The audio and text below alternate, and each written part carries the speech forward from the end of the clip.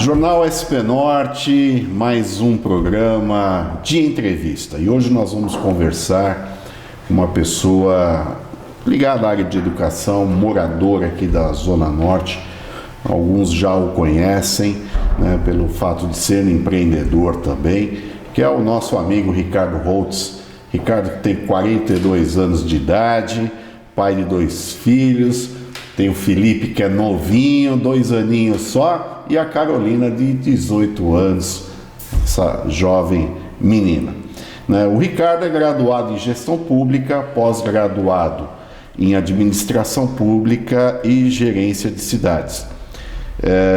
Cursou também liderança e inovação em Harvard em 2016, especialista em finanças e investimento banking, fundador e presidente, quero ressaltar isso, ele é fundador e presidente da ABEAD, que é a Associação Brasileira dos Estudantes de Educação à Distância. E nós vamos falar sobre isso, gente. Palestrante, autor de livro, Manual Básico do Ensino à Distância, né? E até o último dia 15/8 era membro da CONAS, a Comissão Nacional de Avaliação da Educação Superior, órgão que assessora o ministro da Educação. Ricardo, tudo bem? Seja bem-vindo, obrigado por aceitar o nosso convite e aqui falarmos aqui um pouco de educação, esse tema tão importante para o nosso país, né? Obrigado por você ter vindo aqui na nossa redação, Ricardo. Não, Samir, eu que agradeço o convite, agradeço a você, a Kátia, a todos do SP Norte, agradeço ao seu público, à sua audiência por me dar essa oportunidade de bater um papo sobre educação, de falar um pouquinho sobre o Ricardo, sobre a Zona Norte, enfim. Falar de educação é sempre um grande, imenso prazer. Eu sou apaixonado, educação foi o que revolucionou a minha vida. Então é um tema que sempre que você quiser, estou à sua disposição. Obrigado. Ricardo, e vamos começar justamente falando de educação. A gente com essa pandemia aí, a gente tem visto aí algumas situações no nosso país e no mundo, né? Eu acho que isso reflete em todo o nosso planeta, que é um dos setores que foi mais atingido, sem dúvida alguma, foi o setor da educação, as escolas públicas, as privadas, né? Nós tivemos aí durante alguns meses aí até essa tentativa de erros e acertos, até mesmo com a educação à distância, né, pelos colégios públicos, pelos colégios particulares, mas ainda está muito aquém de resolver esse problema. E a gente sabe que o fator principal no combate à transmissão do vírus da Covid-19 é o distanciamento social, né? E inclusive o nosso governador João Dória anunciou que a partir de amanhã as escolas podem abrir, mas muitas cidades resolveram manter o fechamento tanto das escolas públicas e particulares. Eu queria que você fizesse um breve comentário sobre esse momento que a educação está atravessando em nosso país. Samir, é um momento difícil para todos os setores, né? Todos foram impactados, mas a educação foi muito impactada porque foi dos primeiros a fechar as portas em função do risco muito grande de contágio, né? Uma aglomeração de pessoas. E provavelmente deve ser o último setor a voltar. Apesar do secretário Rossielli, do governador João Dória anunciar a abertura das escolas agora a partir de amanhã, a partir do dia 8, a maioria dos municípios, uma quantidade muito grande de municípios, não vai reabrir. São Paulo, capital, inclusive, onde nós moramos, não vai. O prefeito Bruno Covas já falou que não vai reabrir, que não tem essa possibilidade, precisa de mais insumos para que a coisa de fato aconteça. Há um medo muito grande. Os sindicatos dos professores se manifestaram se manifestaram contrariamente à abertura, ao retorno das aulas, estão preocupados aí com o grau, a possibilidade de contágio. Realmente a vida é importante que venha em primeiro lugar. Por outro lado, nós temos um conjunto de pais, de alunos que acham que já tem condição de voltar para a sala de aula sim, alguns pais que estão precisando sair para o mercado de trabalho, tem essa necessidade, já havia todo um esquema de horário de trabalho com o horário das aulas dos filhos, enfim, virou uma bagunça danada. E eu posso te garantir que um dos nossos principais problemas foi a falta de preparo, porque a necessidade de modernizar a educação, principalmente a educação pública no Brasil, ela é gritante com a pandemia. Isso foi jogado na nossa cara, na cara de toda a sociedade, a falta de preparo dos nossos representantes de maneira geral. Desde 2008, por exemplo, eu tenho frequentado muito a Câmara dos Deputados em Brasília, o Senado Federal em Brasília, discutindo através de audiências públicas e de reunião lá nas comissões de educação a necessidade da modernização da educação pública brasileira, que o mundo inteiro está fazendo.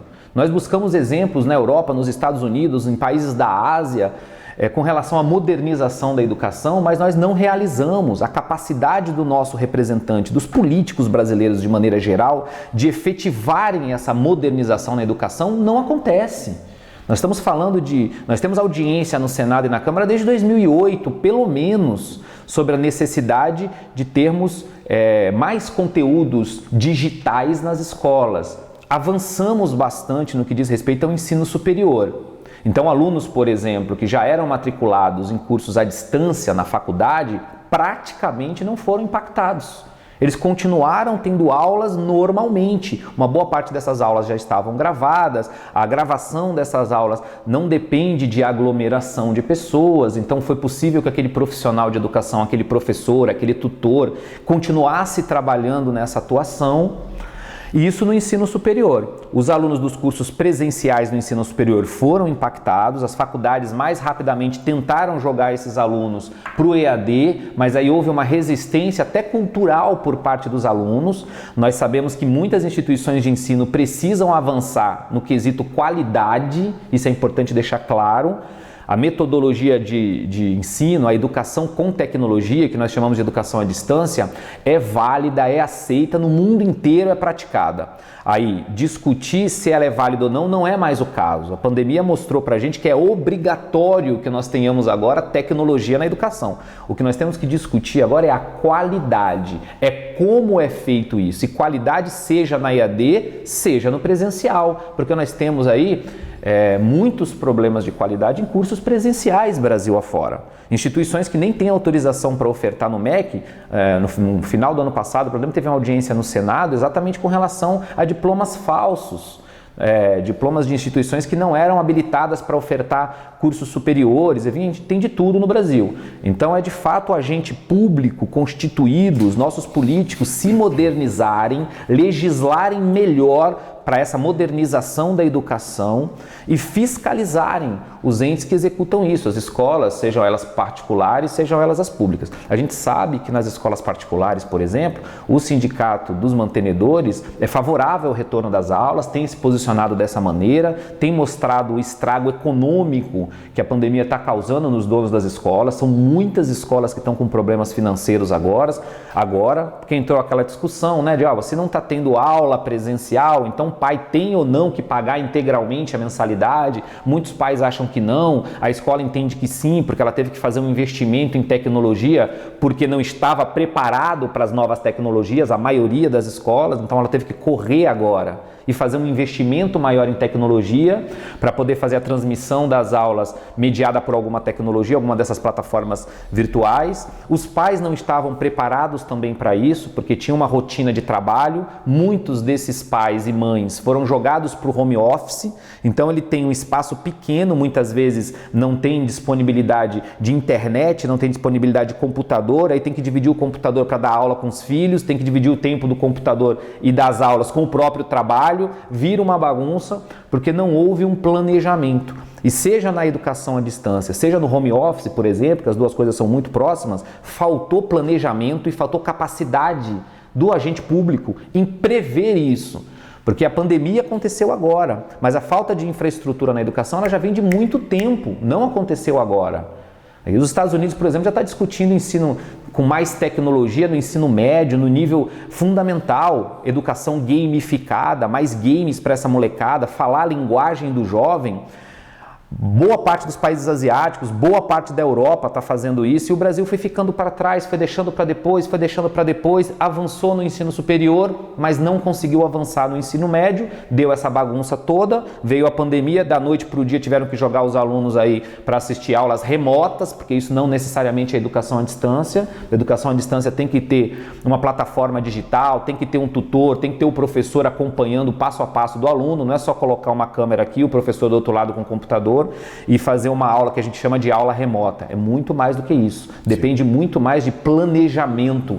Exatamente o que não aconteceu. Mas você acha que agora, daqui para frente, Ricardo, porque a pandemia realmente pegou todo mundo de surpresa, né? Até isso a gente até vê com relação até às grandes empresas que já estavam aí, né, com uma tecnologia bem avançada. E elas também foram pegas de surpresa porque tiveram que reformular todo o seu sistema de trabalho, colocando seus profissionais para trabalhar em casa pelo home office, né? Que é o que aconteceu com a educação. Mas você não acha que daqui para frente essa tendência ela vai se tornar permanente, não só no nível universitário, mas também nos demais cursos técnicos que já existem, né, que tem uma grande relevância do ensino à distância, mas também no ensino fundamental, no ensino médio? Concordo com você. Sem dúvida alguma, a pandemia jogou essa necessidade de modernização do nosso sistema educacional no ensino fundamental 1 e 2, no ensino médio e no ensino superior. No ensino superior, nós já temos mais de 20% dos universitários em cursos à distância. O ensino superior vem fazendo o dever de casa e vem expandindo isso. Porque tem muitos que, por exemplo, não há necessidade da aula presencial. Exatamente. Diferente de uma medicina que você tem que estar lá. Exatamente. Né, em laboratório, enfim. É importante dizer, inclusive, que na medicina você tem uma grande parcela do curso que é presencial, mas também você tem uma parte do curso que é teórica. E essa parte teórica pode ser intermediada por tecnologia, sim. Já tem uma discussão, inclusive, no Congresso Nacional, muito forte com relação aos cursos da área da saúde. Uma boa parte de agentes da saúde, dos conselhos federais, são contrários, mas boa parte desses conselhos, inclusive, não conhecem a educação à distância. Quando se fala de educação à distância, acha que é o conteúdo do curso inteiro feito à distância. Não é.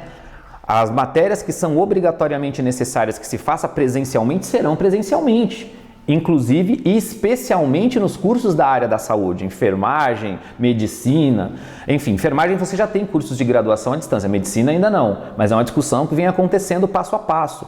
O que tem que ser presencial é em aulas presenciais, é em laboratório, é aulas práticas, ponto. O que pode ser teórico feito à distância é feito à distância. Só que esse conteúdo à distância dá flexibilidade maior para o aluno. Você imagina, medicina, por exemplo, já que a gente tocou no tema, que no Brasil não tem medicina à distância, é importante dizer isso, é um curso ainda muito elitizado.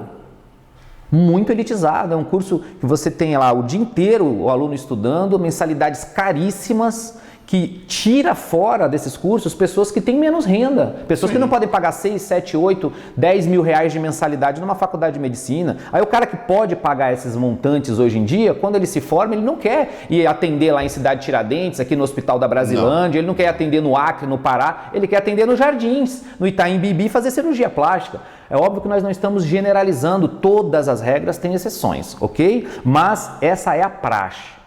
Então eu acho que inclusive para cursos de medicina, no que é possível ser teórico e mediado por tecnologia, seria muito importante que o fizéssemos. Nos outros cursos, de maneira generalizada, a EAD cai bem e, de novo, no que tem que ser prático, é presencial, no que pode ser teórico, é feito à distância, sim. Mas só para me aprofundar um pouquinho na sua resposta, acredito que sim. No ensino superior a gente já tem discussão, já tem case, já tem um avanço muito grande, certo? De novo, falta um pouquinho de modernidade na cabeça do político em Brasília? Falta, porque a gente participa de audiências lá e vê que deputados federais, senadores nem sabem direito o que estão falando quando falam de educação com tecnologia. Isso é um problema, a qualidade do político eleito. Isso é um grande problema do Brasil. Tirando isso, o que nós precisamos fazer agora é descer para o ensino médio, É aí que nós temos um grande problema de aprendizado, e o IDEB e o PISA mostram isso pra gente, e que nós temos um problema de interesse do jovem. Nós temos uma gama de jovens, Samir, que são nativos digitais, que já nasceram com essa tecnologia toda. E nós temos um sistema educacional que é analógico, que é o giz, o quadro negro e o professor, aquele herói, tentando passar algum conteúdo para esse jovem que está conectado com o smartphone na mão. E o jovem está com o smartphone na mão de uma maneira ou de outra, alguns melhores, outros piores, mas ele está conectado, ele busca essa informação, seja o jovem da rede pública, seja o jovem da rede privada. E você que está nos assistindo aí, que tem seus filhos, seus sobrinhos, seus netos, você vê essa realidade. O jovem busca, ele está lá o tempo inteiro na internet. Como não usar esse conteúdo digital de forma qualificada para a educação, com pedagogia, que é o que a gente chama de educação gamificada. O jovem gosta de jogar um joguinho, por que não jogar um joguinho de química, de matemática, de geografia, de história, que tanto falta para os nossos alunos, por exemplo? Essa modernização da educação no Brasil, de maneira geral, porque aí eu coloco as escolas públicas e privadas, as privadas avançam mais rapidamente, certo? Mas também estão atrasadas no Brasil. Se nós compararmos as notas das escolas públicas e privadas brasileiras com escolas de outros países através do PISA, que é uma análise internacional da qualidade da educação nos países da OCDE, a gente vê que o Brasil está no fim do ranking. Ano após ano, entra governo, sai governo, é governo municipal, governo estadual, governo federal e nada avança.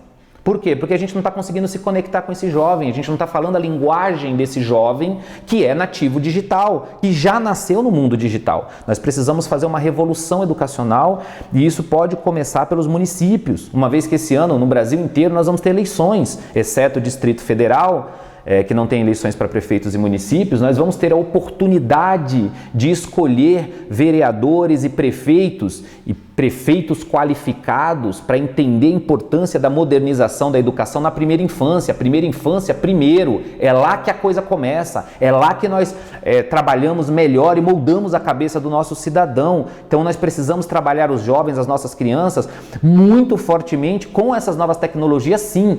Ajudar a preparar melhor o professor, valorizar os professores, que esses são os grandes responsáveis pela transformação, mas o professor está pedindo ajuda. O professor precisa de ajuda e a ajuda vai ser esses mecanismos tecnológicos que dialogam de forma mais fácil com as nossas crianças, com os nossos jovens. Os jovens estão desinteressados de ir para a sala de aula. Converse com um jovem, converse com seu filho, vê se ele acha bacana ir para a sala de aula, vê se ele entende a conexão que o que é apresentado hoje na sala de aula tem com o dia a dia dele. E você vai ver a realidade. Provavelmente vocês já conversaram com as suas crianças, seus filhos, seus netos, seus sobrinhos e já conhecem essa realidade. Estar na sala de aula hoje, muitas vezes, é desinteressante para o jovem. Ele prefere estar no celular. Nós temos que fazer as duas coisas voltarem a ser prazerosa para que esse jovem absorva esse conteúdo, esse conhecimento, esse aprendizado e ele consiga desenvolver isso na vida dele.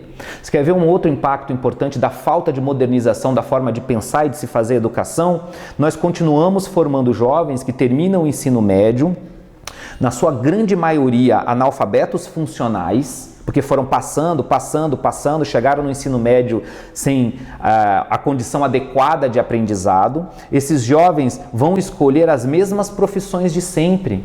Então nós temos diversas profissões que envolvem a área de tecnologia, essa evolução que já está enraizada aqui no nosso dia a dia, né? Mas é como o Ricardo falou, essas profissões estão se tornando não arcaicas, mas dispensáveis, porque a tecnologia vai tomar conta e vai suprir todas essas necessidades. Agora, você não acha também, Ricardo, que essa trava que nós enfrentamos há décadas na educação brasileira está atrelada também à legislação de como é conduzida a educação no país? Concordo com você, acho sim, e por isso que é importante a gente fazer Você colocou, né, que o aluno do ensino médio, né, vai passando, conclui o ensino... analfabeto funcional. Analfabeto funcional, né, mas isso também está atrelado a própria legislação que permite isso. Que permite isso, sem dúvida alguma. Infelizmente, nós precisamos rever a legislação.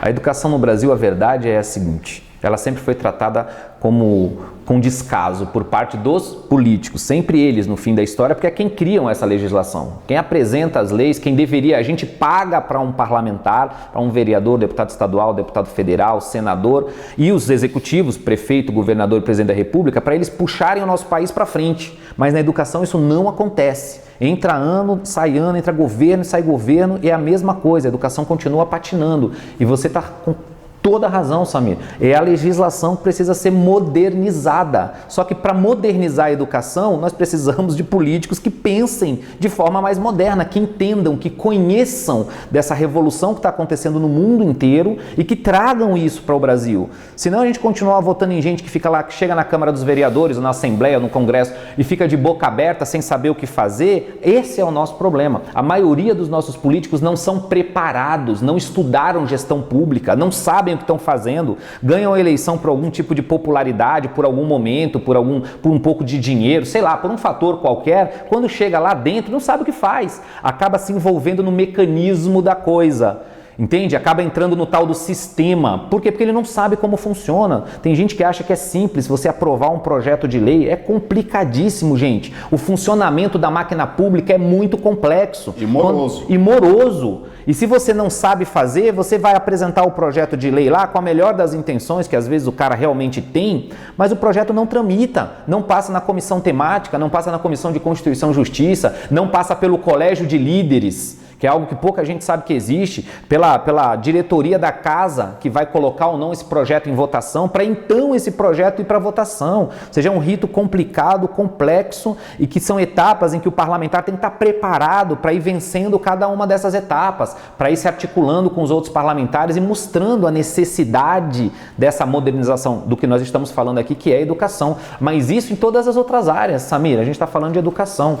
Mas até o ano passado, o Conselho Federal de Medicina, por exemplo, não aceitava a telemedicina. O mundo inteiro fazendo. Aqui no Brasil não, a gente não sabe. No Acre não tem médico, no Amazonas não tem médico, no Pará não tem médico, poucos médicos espalhados pelo interior do Brasil. Aí a gente fala de Acre, de Pará, mas aqui em São Paulo, ali na Brasilândia não tem médico, lá em Cidade Tiradentes não tem médico. Então o médico não quer ir para lá. Sim. Uai, e por que a telemedicina não pode ajudar? Pode e está ajudando. Aí veio a pandemia, jogou de novo na nossa cara a necessidade de modernizarmos a legislação na área da saúde. E aí aconteceu, aí agora está todo mundo fazendo de uma maneira ou de outra tal da telemedicina, mas nós deveríamos ter nos preparado melhor. Esse ano é um ano importante. De novo, por quê? Porque tem eleições e cabe a nós, eleitores, escolhermos melhor os nossos representantes para o legislativo e para o executivo. Gente preparada, vamos fazer uma revolução e botar gente nova, gente que está acostumada com essas novas tecnologias, que consiga entender essas novas linguagens e que consiga transformar isso em projetos de lei moderno, inclusive até revogando leis arcaicas, leis que atrapalham a sociedade, que burocratizam o nosso comércio. Os nossos empreendedores estão cheios de amarras para poder trabalhar, não conseguem inovar. E a palavra no mundo é inovação. Aí aparece um aplicativo feito lá no Vale do Silício, lá nos Estados Unidos, ou em Boston, por exemplo, uma região muito forte também nessa questão de inovação, ou na Ásia, vem para cá e impacta a nossa realidade. Nós, brasileiros, estamos só tomando os impactos dessas novas tecnologias, e logo o brasileiro, que é um ser tão criativo, tão empreendedor, nós precisamos de uma legislação moderna, nós precisamos de gente boa na política, é isso que nós precisamos. Inclusive eu até escrevi esses dias um artigo dizendo assim: a nossa legislação precisa ser reavaliada, repensada e reestruturada, porque nós temos uma legislação arcaica que era condizente e necessária na época, mas hoje está completamente ultrapassada e fora da realidade que vivemos. Então é assim, e eu pergunto a você, Ricardo, que a gente sabe muito bem que lá, principalmente no legislativo, a gente mantém sempre os mesmos, né? Infelizmente, a renovação parece que não acontece, apesar que nas últimas eleições houve até uma margem interessante de renovação. Mas você não acha que isso também atravanca o país nessa situação de buscar novas leis, né, de mudar o que realmente precisa mudar, porque a gente sente muito que aqueles que lá estão seguram e impedem o avanço do Brasil? Você tocou no cerne do problema. O problema é esse. Como você mesmo disse, nas eleições passadas até nós tivemos um percentual maior de renovação. Mas não é só renovar, é renovar com qualidade. A gente estava falando agora há pouco aqui da dificuldade, da complexidade da máquina pública. Não adianta a gente colocar... Eu vou perguntar para você que está nos assistindo e para você, Samir. Se você tiver um problema de saúde grave, você vai procurar um cara que não é médico? Você deixaria alguém que não é formado em medicina operar o teu coração? Você que tiver um problema jurídico, você queria ser representado por alguém que não é advogado? Não. Por que na política sim? Você sabe o que precisa para o cara? Esse ano tem eleição de vereador e prefeito. Você sabe o que precisa para o cara ser candidato a vereador no Brasil?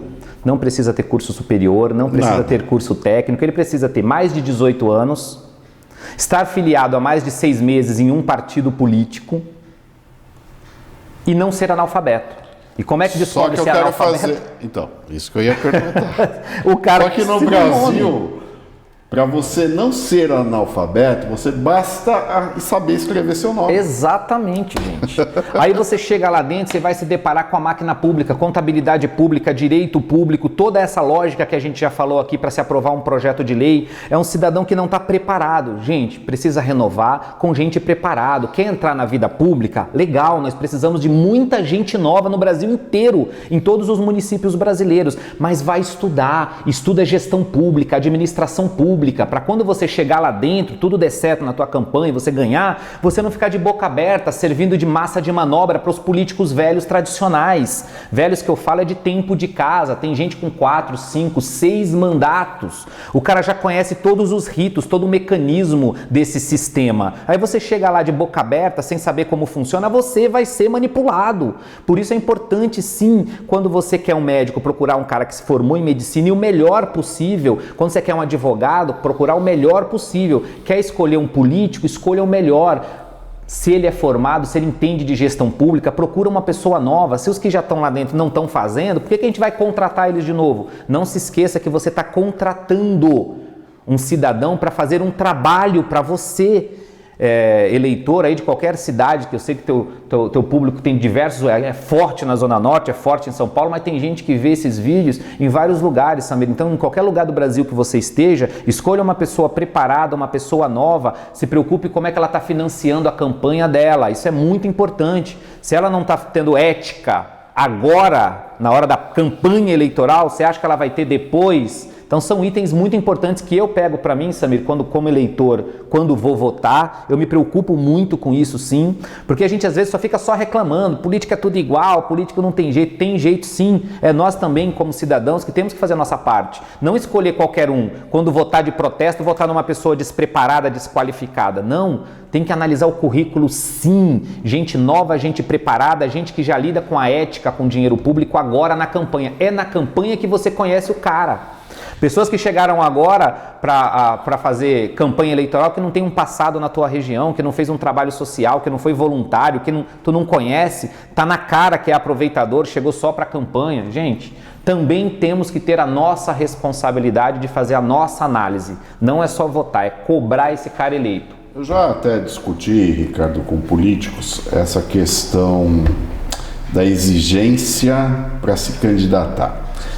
E muitos falaram o seguinte, porque na minha opinião pessoal, eu sou a favor de que qualquer pessoa que tenha a intenção de se candidatar, vou dar um exemplo, é como engenheiro, quando eu crescer eu quero construir casa e prédios. Muito bem, que você vai ter que estudar engenharia. Exatamente.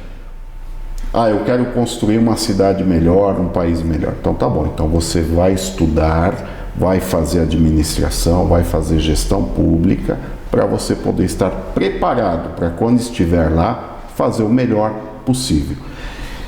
Só que o político, a quem eu fiz essa pergunta, ele respondeu o seguinte, mas isso não é democracia, todos têm esse direito. Mas eu entendo da seguinte forma, não é uma questão de democracia, é uma questão de necessidade.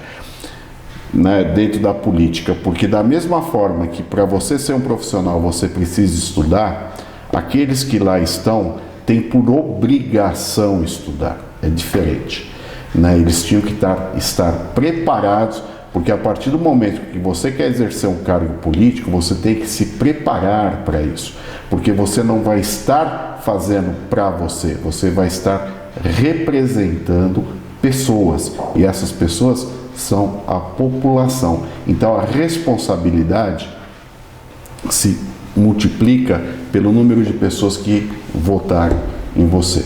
Então eu sou a favor, sim, de que a legislação eleitoral fizesse uma alteração nesse sentido, que as pessoas que quiserem se candidatar estejam preparados com, no mínimo, um diploma de nível superior. Eu concordo com a sua tese, sim. Já ouvi também esse mesmo discurso, Samir, de que não é democracia. Eu já vi, inclusive, essa discussão entre parlamentares. Isso aí vai limitar as pessoas que podem ser candidatas. Só uma parcela da sociedade tem acesso ao ensino superior.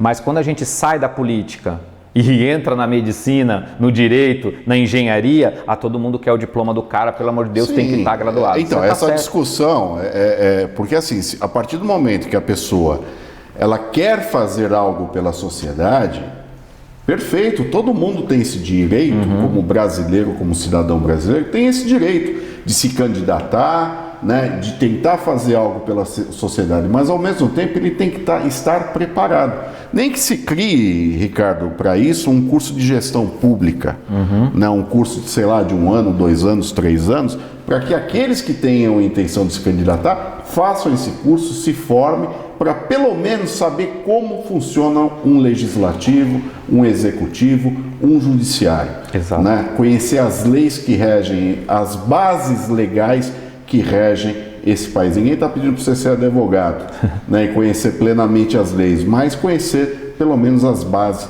constitucionais do nosso país, que é a forma com qual cada um vai legislar dentro da sua função, seja municipal, estadual, federal. Mas, Samir, sabe uma coisa que é importante falar para o nosso ouvinte aqui, para o nosso telespectador? É que nós, eleitores, podemos fazer essa seleção. A legislação não obriga que o cara tenha que ter um ensino superior, mas nós que vamos votar. É nós que vamos analisar o currículo dos candidatos. Agora vão aparecer um monte de candidatos na timeline do seu Facebook, do Instagram, na rua, com um sorrisinho, aqueles de sempre e alguns novos. Pergunte para ele se ele é capacitado, exija desse candidato a sua qualificação. E aí você faz essa seleção. Não tem gestão pública, não tem admissão, não entende? Tchau, você não, obrigado. Vai se qualificar, vai estudar, eu procuro um outro que tenha essa qualificação. Nós podemos, nós temos esse poder. E o Brasil precisa mudar, gente. A gente tem que parar. Eu não tenho nada contra, eu faço críticas aqui porque eu, da mesma forma como o Ricardo e como muitos que estão nos assistindo, a gente tem uma preocupação muito grande de quem irá comandar esse país, né? Seja no legislativo, seja no executivo, porque isso reflete nas nossas vidas pessoais. Então é assim, é o Zé da pastelaria, né? A gente teve aí exemplos, né? Nada contra, não é uma crítica, mas assim, em termos de preparação política, essas pessoas estão muito aquém de estarem preparados politicamente para exercer um cargo público. Então vamos prestar atenção naqueles que a gente vota, né? E infelizmente eu sei que muitos que fazem sucesso aí na internet hoje, nas mídias sociais, serão eleitos, que já são candidatos, serão eleitos justamente por fazerem sucesso e não estarem preparados adequadamente a exercer um cargo público, né? Com todas as boas intenções que ele tenha. Mas, Ricardo, vamos falar um pouquinho de Zona Norte, né? Você como morador da Zona Norte, a gente tem um problema muito sério aqui na nossa região, que isso eu sempre falo, sempre debato, sempre cobro, né? E a gente já fez milhares de matérias ao longo desses 18 anos de Jornal SP Norte, principalmente quando se chega a épocas de eleições, da importância de se eleger candidatos da região, independente do partido, independente da sua concepção política, mas enfim, é importante, né? E nós não temos representatividade política. A Zona Norte é refém tanto do legislativo quanto do executivo, né? E fica na mão. Nós temos vários problemas e esses problemas não são resolvidos justamente por isso. Porque, claro, se você tem como a Zona Sul, como a Zona Leste, como a Zona Oeste, né? Quando você fala dessas regiões, tem gente lá para dizer sim ou não. A Zona Norte não tem.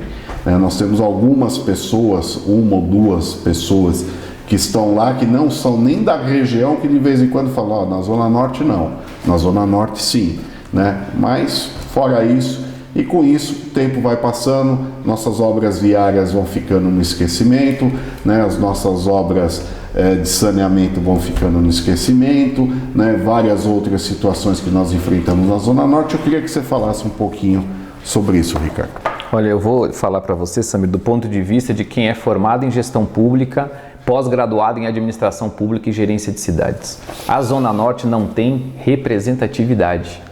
Nós deveríamos ter, no mínimo, 6 vereadores. E hoje, no dia que nós estamos falando, que more, que lute, que trabalhe pela região, que viva os nossos problemas, que passe nas ruas que estão alagando, entra ano e sai ano, aquelas árvores que estão caindo em cima, arrebentando as calçadas, a sujeira das ruas e tudo isso que nós vivemos aqui na Zona Norte, nós precisamos de gente daqui, que vive esse problema. Daqui não tem nenhum, zero é o número de vereadores que moram e que trabalham e que lutam pela Zona Norte. Eu costumo dizer no meu bate-papo sempre o seguinte, usar a seguinte analogia. Imagina uma festa de aniversário que tem lá um bolo grande de mais de 64 bilhões de reais. E o aniversariante é o prefeito, atual prefeito Bruno Covas, ok? Só para ilustrar.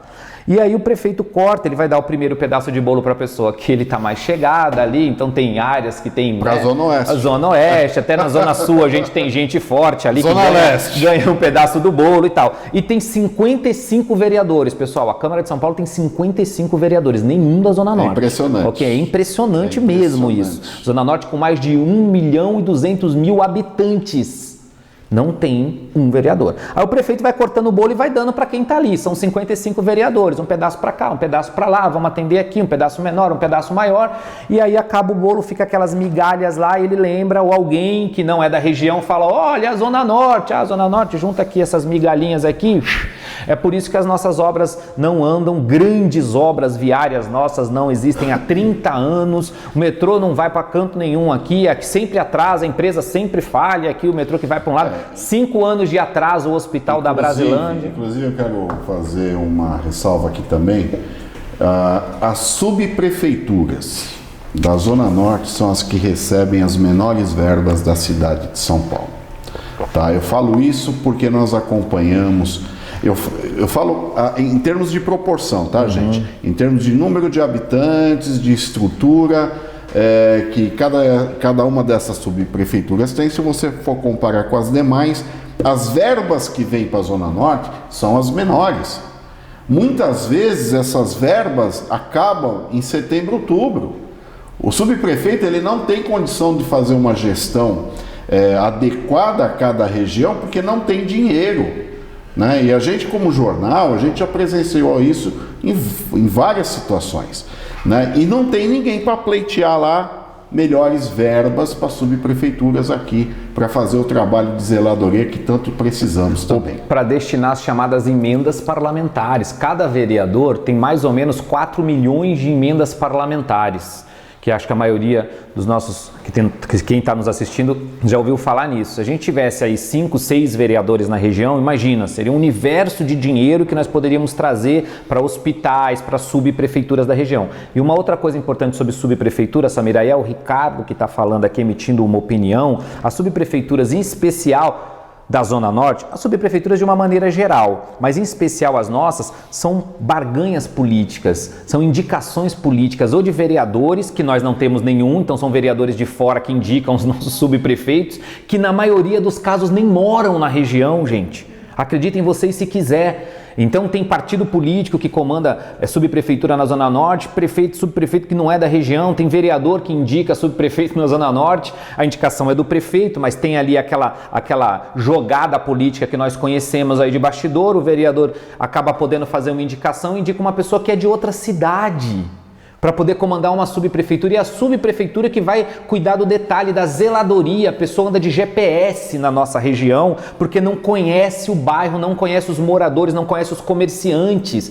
É absurdo. A Zona Norte precisa ter representatividade urgente, ou nós vamos continuar patinando, apanhando. Quem é da Zona Norte sabe, eu sou apaixonado pela Zona Norte, quem mora aqui gosta da Zona Norte, mora aqui há muitos anos, cria os filhos aqui, é uma região que é próxima, bem localizada, próxima das principais saídas de São Paulo, perto da Marginal, perto de tudo. Mas nós precisamos muito de pessoas qualificadas para que não cheguem lá dentro também, é o que a gente estava falando antes, virem massa de manobra dos outros vereadores, porque são 55 vereadores. Precisamos sim que o cidadão que mora na Zona Norte vote com consciência em gente nova e gente qualificada que seja morador da Zona Norte, que não venha de paraquedas aqui pegar os nossos votos não, porque isso dá uma sensação para nós moradores, que o cara vem aqui na eleição, só aparece na eleição, pega os nossos votos, some, nunca mais volta só na próxima eleição. Essa sensação que cada um de vocês deve ter e que eu tenho, é que nós não precisamos mais ter. Temos que pegar gente que more aqui, que viva os problemas aqui,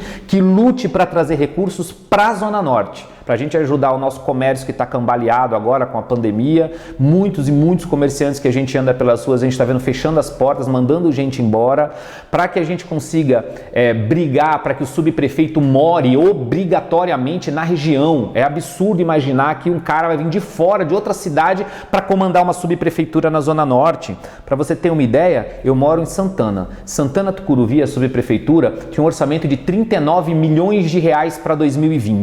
Destes, mais de 22 milhões de reais é com despesas administrativas, com folha de pagamento, mais da metade do dinheiro da subprefeitura sendo pago com folha de pagamento. E eu, como morador da Zona Norte, não estou vendo essa prestação de serviço toda. Será que é um cabide de emprego a subprefeitura? Vale a pena fazer essa pergunta. E de quem é o papel para fiscalizar os gastos da subprefeitura? Do vereador. Compete ao vereador fiscalizar os atos do prefeito, os gastos do prefeito, e subprefeitura é prefeitura, ok? Então o vereador tem que estar lá em cima, olhando cada contrato dessas operações tapa-buraco, das podas de árvore, do lixo, para saber se os contratos pode ser que estejam superfaturados ou não, não sei, não estou lá fiscalizando. A gente tem que cobrar isso dos vereadores que são pagos para fazer esse trabalho de fiscalização, e se tiver alguma irregularidade, denunciar isso ao Ministério Público ou abrir uma comissão de inquérito na Câmara para fazer uma análise desses contratos todos. O que eu sei como cidadão morador da Zona Norte é que nós não temos respeito pelo poder público. É isso, nós estamos abandonados, essa é a realidade, na minha opinião. Ricardo, vamos falar agora do Ricardo Holtz. Os seus planos daqui para frente, Ricardo? Então, você sabe que eu fazia parte de uma comissão que assessorava o ministro da Educação, Comissão Nacional de Avaliação do Ensino Superior. Eu sou um apaixonado por educação. A educação transformou a minha vida. Eu estudei a vida inteira em escola pública, venho de uma família bem simples. Tive com muita dificuldade a possibilidade de me graduar em gestão pública, fazer uma pós-graduação. Aí, quando eu era estudante universitário ainda, fundei a Associação Brasileira dos Estudantes de EAD. Através dessa associação tive a oportunidade de visitar muitos países no mundo, conhecendo modelos de educação com tecnologia, o que estava dando certo lá fora, o que não estava dando certo. E acabei sendo indicado agora nessa gestão do governo federal para a CONAS, para a Comissão Nacional de Avaliação do Ensino Superior. Fiz a minha contribuição, importante dizer que inclusive abri mão da remuneração da CONAS, fiz no voluntariado, por amor, por achar que realmente poderia contribuir com a avaliação do ensino superior, abrir mão de reembolso de despesas que teria. Eu sou completamente contrário a um bando de regalia que os políticos têm. Acho que a gente tem que cortar isso. Isso vem de um passado nosso que hoje não cabe mais. Carro com motorista, auxílio paletó, auxílio... Gente, a gente tem que limpar isso e fazer sim, acho que tem que ter o salário dele, fazer jus ao salário dele e ser cobrado maciçamente. Então, abri mão desse cargo na CONAS, voluntariamente pedi exoneração, porque tenho vontade também de poder contribuir com a cidade de São Paulo, sim. Estou me apresentando como pré-candidato a vereador na cidade, justamente para levar mais do que o voto das pessoas. Todos nós estamos na pré-candidatura, a campanha só começa a partir do dia 27 de setembro, e é importante falar isso, até 27 de setembro todos são pré-candidatos. A partir daí que as pessoas vão começar a colocar ali as propostas e as ideias delas para melhorar a cidade. E eu estou numa pré-campanha de conscientização, Samir. Eu acho que muito importante, independente de em quem o cidadão vai votar, por que ele vai votar. É ele escolher pessoas qualificadas mesmo, é analisar o currículo, é você saber também qual o papel do vereador, para que serve o vereador, para que nós, cidadãos de São Paulo, pagamos cerca de 20 mil reais de salário para um vereador, o que é que ele tem que fazer para nós, para que assim nós possamos cobrar melhor, sim. Então a gente está numa luta muito grande, Samir, em levar, já que a minha área de formação acadêmica é gestão pública, eu fiz pós-graduação em administração pública e a gente trabalha com isso, então o meu objetivo é levar essa informação de conscientização e venho fazendo lives toda terça, toda quinta no meu Instagram, @RicardoRosoOficial, no meu Facebook, levando essa mensagem. Cobre do seu candidato, pressione o seu candidato, escolha candidato qualificado, quer fazer política, tem que entender de gestão pública. Nós temos agora um momento de pandemia que nós estamos vivendo, se Deus quiser estamos aí na linha de saída dessa pandemia, mas ela vai deixar, já deixou muitos estragos, muitos pequenos comerciantes e empreendedores fecharam as portas, muitos cidadãos perderam seus empregos, então agora mais do que nunca nós precisamos de gente qualificada.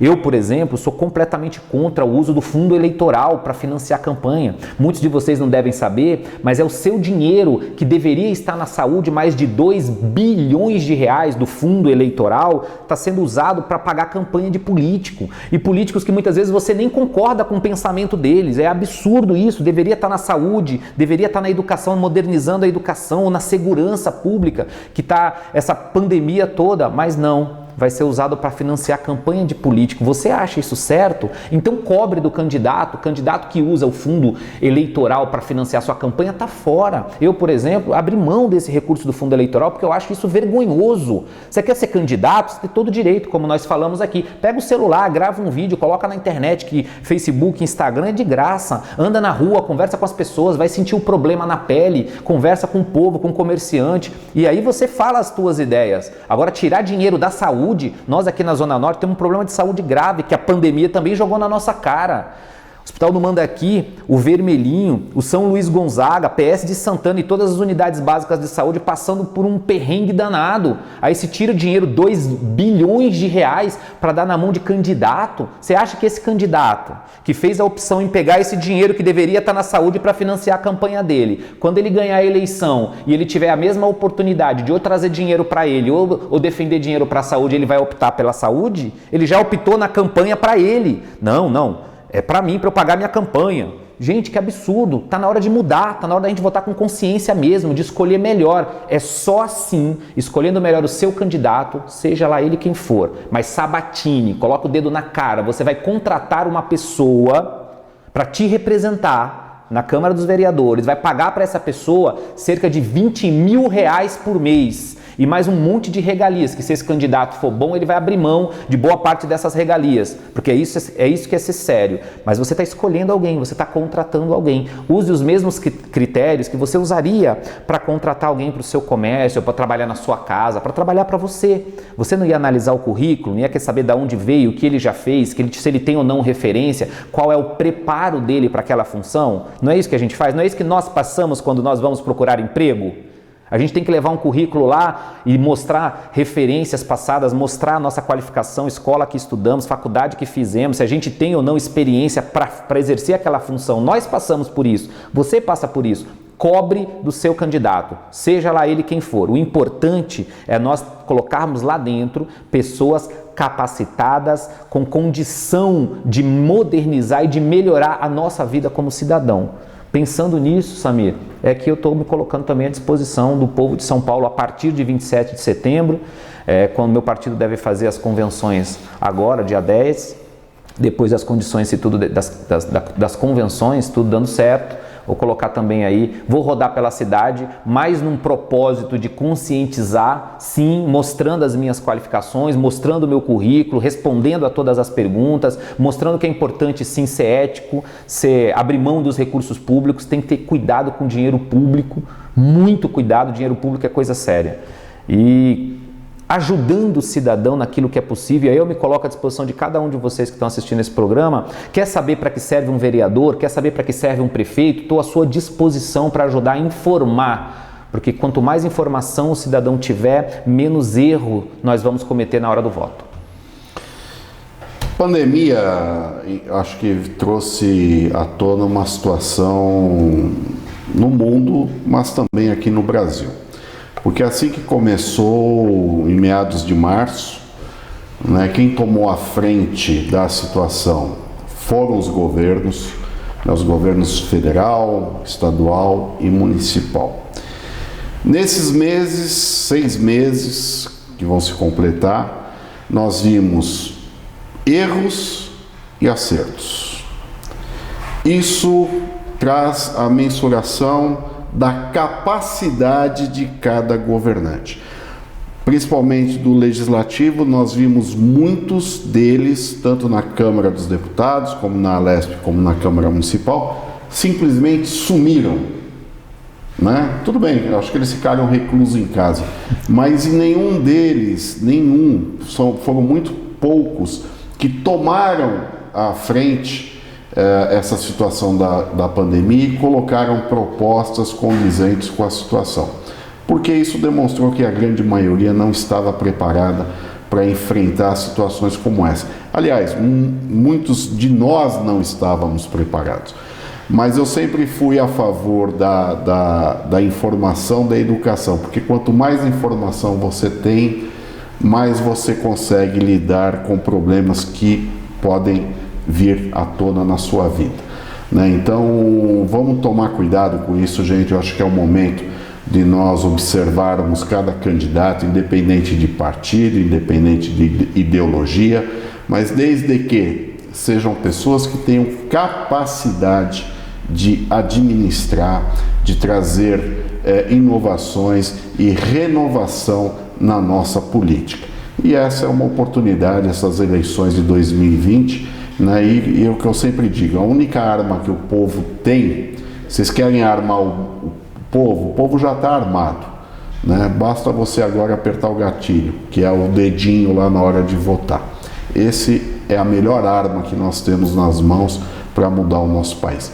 Conversei aqui com o Ricardo Holtz, desejo-lhe sorte, Ricardo. Obrigado. Mais uma vez agradeço você aceitar o nosso convite e colocamos aqui o jornal à sua disposição. Quero que deixe aí uma mensagem aos nossos internautas, aí, aos nossos ouvintes e leitores do SP Norte. Bom, Samir, eu que agradeço mesmo de coração o convite de vocês para a gente bater um papo, falar principalmente de educação, um pouco da nossa Zona Norte. Acho que a mensagem que a gente pode deixar nesse final é essa, que a gente falou bastante sobre isso ao longo desse bate-papo nosso aqui, que é independente de quem é você ter consciência. Isso é muito importante, gente. Acho que nós temos que unir pessoas boas no Brasil para criar uma corrente de conscientização. Política não é brincadeira, administração pública não é brincadeira, lidar com a vida das pessoas, com a saúde das pessoas, com a educação, com a segurança das pessoas é muito, muito, muito sério e as pessoas têm que estar muito capacitadas para se colocar à disposição do eleitor como alguém que tem condição de fato de ajudar a resolver os problemas. Se essa pessoa não é capacitada, é um problema grave, porque quando ela chegar lá, ela não vai conseguir resolver os problemas. Então, eu agradeço mesmo a oportunidade, me coloco à disposição de cada um de vocês, e aí como cidadão, como especialista em administração pública, para levar essa corrente, explicar para que serve exatamente o papel do vereador, qual é o papel exatamente do prefeito, como funciona um pouco da máquina pública, como é que vai ser essa questão do uso desse fundo eleitoral. É importante que você tenha informação, e com informação nós vamos decidir melhor e vamos certamente ajudar de fato a causar uma revolução positiva na administração pública, a renovação verdadeira, e isso vai impactar na vida de todos nós, no nosso dia a dia, com melhores gestores na Câmara, no Legislativo e no Executivo. Isso é muito importante. Muito obrigado a cada um de vocês. É isso aí, Ricardo Holtz. Gente, obrigado vocês que nos acompanham aí no Jornal SP Norte. Teremos mais entrevistas em breve, fiquem ligados. E você que nos assiste, deixe seu like aí no nosso vídeo e compartilhem e acompanhem as nossas mídias sociais. Agradeço a audiência e até o próximo programa do SP Norte. Até lá!